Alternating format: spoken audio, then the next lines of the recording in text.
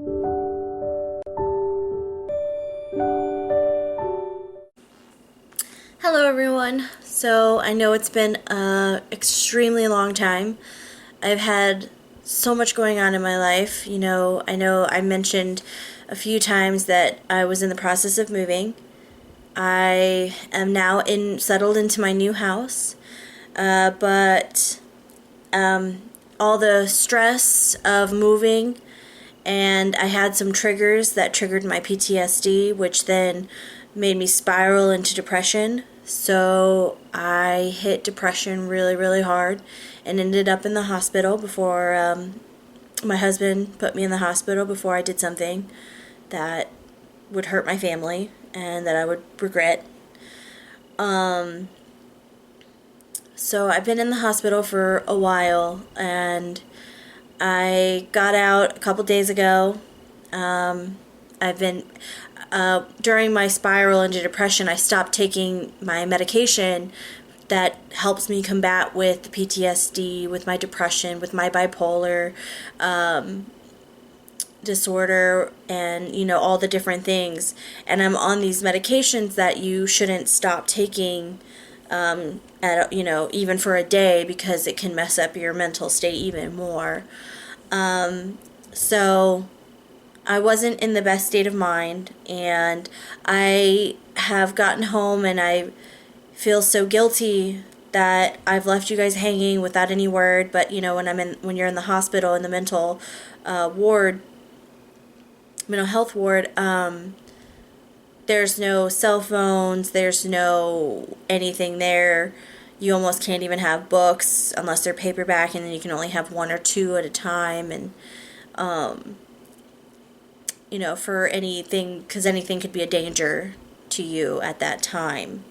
Because you can kind of fashion things or try to use things to hurt yourself or others. Some people are in there for different reasons. So I have taken a glance at everybody's comments, and I want to say thank you guys so much for your support, for being worried. I'm so sorry that I had you guys worry. And I've gotten a lot of comments of, when's the next chapter? When's it coming? I am definitely going to be working on that. And I'm going to start trying to do at least, at least 2 videos a week, maybe a few more. It's just going to depend on how much I can handle, because I am still freshly on the medication and getting stable, and dealing with a lot of things, because I've had a mental setback, or I've had a setback due to the triggers and things that just happened in my life. And being stressed with the move and everything is one easy way for me to get triggered pretty easily, which then makes me think of the stuff that I went through in my PTSD environment, and then it just goes from there. So I know you guys are all excited. I will definitely be getting, right after this message, I will be recording the next chapter in Gray by E.L. James. And then in my next video, which will have the same message for, because I have different fans, different subscribers who, thank you so much for your support, and I love you, and thank you guys for sticking by, even though I've, been MIA for so long. But in the next video, there will be, it'll be on the next chapters in The Fall of Five by Pittacus Lore. I wanted to say thank you again. All of you guys are amazing. I probably won't be able to get to the comments that you guys have left me up until this point, just because I'm overwhelmed by how many there are, and I feel so bad. But I want you to know that each and every one of you, thank you for your comments. I have read them. I will be going forward. And going forward from this point on, the new comments that I get, I will be responding to as often and much as I can. So I hope you guys, can forgive me, and know that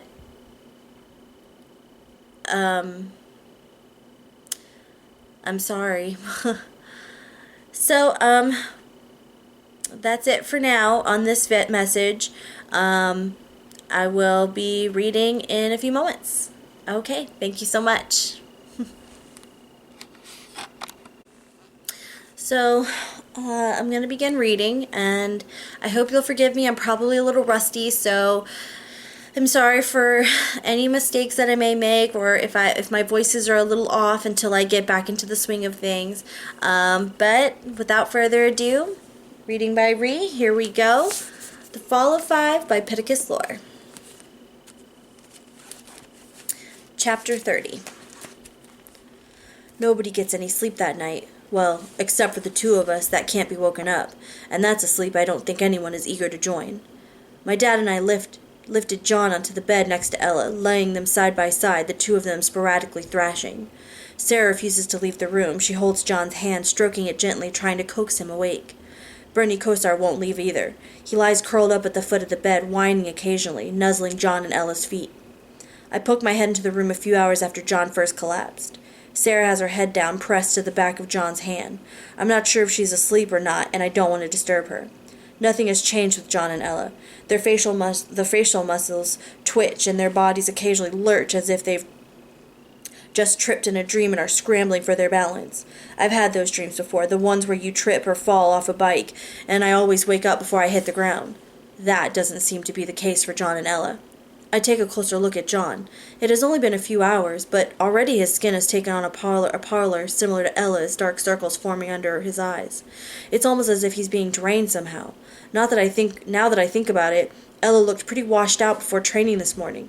I'm worried there's some kind of physical aspect to the nightmares, like they're weakening John and Ella, or worse. Sarah? I whisper, and then realize there's no point in keeping quiet. We want these two to wake up. I should be banging on pots and pans. Everyone's getting together in the living room. Sarah stirs, shaking her head. I'm going to stay here, she says quietly. I don't want to leave them. I nod and don't press the issue. I leave the room and head over to the workshop where my dad has spent the rest of the night hunched over a computer. When I enter, language samples are scrolling by on the screen, but it doesn't look like he's any closer to cracking those Mogadorian documents. Anything? I ask. Not yet, he replies, turning to face me. He has to blink a few times, his eyes dilated from staring at the screen. I've worked up an autodecoder so I don't have to sit here monitoring the progress. It's pretty, old school. I'm a little behind the times when it comes to software. But it should be able to crack it eventually. I only hope it's quick enough. I glance at the scanned Mogadorian pages. You think any of this is related to the nightmares? I don't know. The timing certainly seems convenient. Yeah. I noticed my dad's cell phone sitting out on the desk. I tap it. Were you trying at him again? I didn't think it was possible, but my dad's face droops even farther. Yes, no progress there either. I pat him on the shoulder. Come on, the others are meeting and want us to join them. The remaining guard are waiting in the penthouse living room. They're already discussing the nightmare situation, which is pretty much what we've been doing for the last couple hours without making any progress. Ella did that to me before, Marina is saying, her voice hushed. Sucked me into her dream. I should have warned him, should have warned everyone. But I was touching her before, when I first tried to wake her up, and nothing happened. I was in such a panic. Sitting next to her on the couch, 8 puts his arm around Marina's shoulders. She leans against him as he says, It's okay. You couldn't have known this would happen. 9 is pacing back and forth across the length of the room, which is actually an improvement over him pacing across the ceiling. He'd probably still be wearing a track into the space around the chandelier if 6 hadn't snapped at him for being annoying. For once, he didn't bother with a comeback and simply resumed his pacing somewhere less obtrusive. He looks up at me, hopefully, when I re-enter. Well? 9 asks. I shake my head. No change. They still haven't woken up. 5 slaps his hands on his legs in frustration. This sucks. I feel useless sitting here. 6's brow was knit in consternation when I first entered, but she looks up with 5 when 5 speaks. She nods her head slowly, considering. We should talk about that. About what? Marina asks. About continuing on with the mission. 5's chest isn't going to recover itself. 9 stops pacing, considering what 6 has just said. Marina looks aghast at the notion of going on a mission. You want to leave now? Marina asks. Have you gone crazy? 6 is right, 5 jumps in. We're not doing any good sitting around here. Our friends are in there comatose, and you want to just leave them? Hisses Marina. You make it sound cold, but I'm just trying to be practical, Six says. It sounds similar to what she was telling me on the roof, how she's reluctant to start a relationship because of that moment where things go to shit. It seems like that moment is here. It is practical, but that doesn't mean it's right, I murmur. I don't mean to say that out loud, but it's been a long night and there's a lot on my mind. A shadow of hurt passes over Six's face, but it's gone as soon as she looks away from me. She turns to Nine. What do you think? I don't know, Nine says. I don't like abandoning John in the squirt. If even Nine's backing down from a mission, then you know it's not the right idea, snaps Marina, sounding exasperated. What if they need us, Six? We wouldn't be abandoning them, Five says, his voice level. At least, we wouldn't be abandoning them any more than we are by sitting out here having this pointless discussion. The humans will take care of them, just like they are now. Absolutely, my dad says. We'll do everything we can. We need to figure out why this is happening, Marina says. If not what's causing the nightmares, then what Ella did to knock out John. Did you guys notice the way her hand glowed when she touched him? I ask. It was like a legacy or something. What kind of legacy does that? Nine asks, pointing towards the bedroom. John thought she used some new legacy to scare off Sitrekis Ra in New Mexico, Marina says, thinking this through. We never had a chance to test it. Or it could be her telepathy gone crazy. Maybe she got in his head and lost control, suggests 8. She's only just started getting her legacies. Who knows what she might be capable of? I think back to our time in Paradise, remembering how much work it took John to control his lumen over those first few weeks. It seems like Ella's telepathy would be an even more difficult legacy to master. I notice 5 nodding his head slowly as if he's remembering something too. Back when I first developed my externa, I had problems changing my skin back to normal, 5 says. Albert used this prism thing for my chest and it helped. I don't know, relaxed me somehow. I was able to change my skin back. 6 points at 5. There you go. Another argument for going to the Everglades to get whatever that was. 9 nods in agreement. I can't believe it, but you actually might be onto something, 5. 5 holds his hands up. Well, wait. I don't even know if it would work on Ella, or how it works. I still don't think we should leave them like this, says Marina. Actually, I think separating all of you from John and Ella is a good idea, my dad says. Who's to say this couldn't start spreading somehow, especially if it's related to her telepathy? We can't afford to have any more of you in a catatonic state. How do we fight this? Nine asks gruffly, his brow furrowed, probably having exhausted all the possible ways to punch out a nightmare. I mean, if Sitrekis Ra can just put us into some dream coma, how are we supposed to fight back against that? He's come at us with these dreams before, says 8. We woke up, no problem. It's different this time, Marina insists. Last time Johnny woke up, 9 says. That means the shit got stronger. Or maybe the difference is Ella, says 6. Maybe Sitrekis Ra has been focusing on her because he knew it would make her psychic powers go haywire. I look over at 5. And you think this prism thing from your chest can help? He shrugs in response. I'm not even sure what it does exactly, only that it helped me. Going after it seems more productive than sitting around here. 9 claps his hands. I'm with 5. Let's get the hell out of here. Marina has been quiet since initially arguing against the Everglades. Now 6 reaches over and puts a hand on her arm. Are you all right with this? She asks. Marina nods slowly. If you believe this is the best way to help them, then I'm with you. I head down to the parking garage to see the guard off. Sarah won't be budged from John's side, and my dad has gone back to check on the Mogadorian translator. I'm holding a folder full of documents that John had me prepare using Sanders' computer. Fake driver's licenses for each of the guards, some paperwork documenting a phony school trip, the itinerary of their direct flight from Chicago to Orlando. They should be able to travel undetected. I fish John's documents out of the file and stick them in my pocket. Guess you won't need these, I say, handing the rest over to 6. I hold onto the file a second too long, and 6 ends up having to tug it loose from my hand. Sorry, just nervous about this. It's the right move, Sam. It'll be okay. 9 pats me on the shoulder and goes off to pick out a car to drive to the airport. 5 follows him, not bothering with a goodbye. To my surprise, Marina wraps me in a hug. Take care of them, okay? She says. Of course, I reply, trying to sound reassuring. They'll be fine. You guys just hurry back. 8 nods to me, and then he and Marina follow after 9. That leaves just 6 and me. She's making a show of tumbling through the documents I handed her, but I can tell she's lingering because she wants to say something. Everything's there, I tell her. I know. Just double-checking, she replies, looking up at me. We should be back by tomorrow night at the latest. Be careful, I say. Thanks, she says, touching me on the arm. There's an awkward pause, neither of us really sure what to do. I wish we could have just had 15 minutes more alone on the rooftop. I feel like that would have been enough to figure out everything, or whatever is going on between us. Now we're standing here like a couple just back from a really bizarre first date, neither sure what the other is thinking, nor whether it's an appropriate time to make a move. Well, maybe Six knows exactly what I'm thinking and just doesn't know what to do with that information. I certainly don't have a clue what's going through her mind. I feel like I should say or do something. But then the moment passes, her hand drops away from my arm, and she turns to join the others. Whatever is between us, it'll have to wait. Nine's penthouse seems even bigger now that it's emptied out. I wander through the deserted halls and lavish rooms, not really sure what to do with myself. I end up going back to Ella's room to check in, just as Sarah's leaving. It's the first time that she's been away from John since he went down. Your dad is making me eat something, she explains, sullenly, looking exhausted from staying awake for the entire night.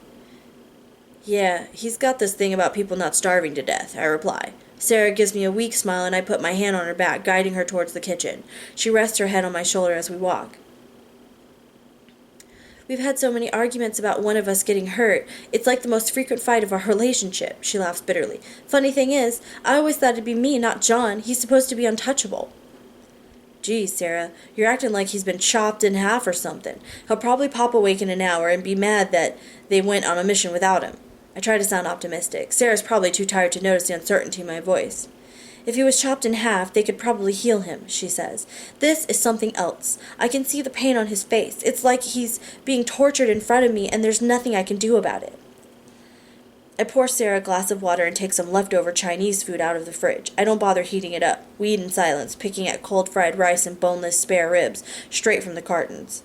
I repeat the phrase, he'll be fine, over and over in my head, like a mantra, until I'm confident that I can say it with conviction, even if I'm not entirely convinced it's true. He'll be fine, I tell Sarah firmly. While Sarah goes back to watch over John and Ella, I try to get some rest in the living room. I guess when you've just recently seen your best friend sucked into a state of perpetual sleep, nap time can be a little nerve-wracking. Still, my body's more exhausted than my anxiety is strong, and I must fall asleep for at least a few hours. The first thing I do upon waking up is check on John and Ella. There's still no change. I wander down to the lecture hall, thinking that some kind of workout will do me good. Maybe if I pick out the noisiest guns in Nine's arsenal to use in target practice, I'll disrupt John and Ella's slumber. I stop through the workshop on my way. It's empty. My dad must be in his room getting some rest. The tablet is still plugged in, and I can see that the 5 blue dots have made it to Florida, currently moving slowly across the southern tip. That's good. It means Six and the others didn't have any problems using their new fake IDs at the airport, and that there weren't any Magadorian scouts waiting to pick them off. Everything appears to be going just the way John planned. If only he was awake to see it. I notice something blinking in the corner of one of the computer screens. It's the translator program my dad set up. It must have been on autopilot this entire time. I restore the window, a dialog box popping up. Translation complete. Print now? I swallow hard, not sure if it's my place to be the first one viewing these Mogadorian translations, but clicking yes anyway.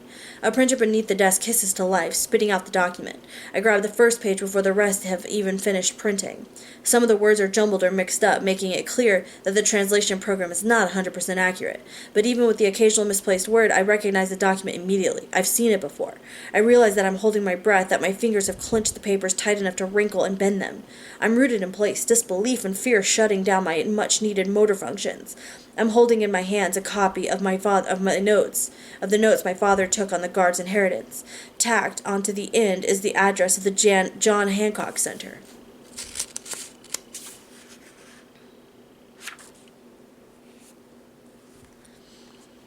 Okay, that's the end of chapter 30. I know it was short, but I'm just getting into the swing of things, so I will make sure to upload another video on The Fall of Five by Pedicus Lore tomorrow or the next day, and it will be a normal size video.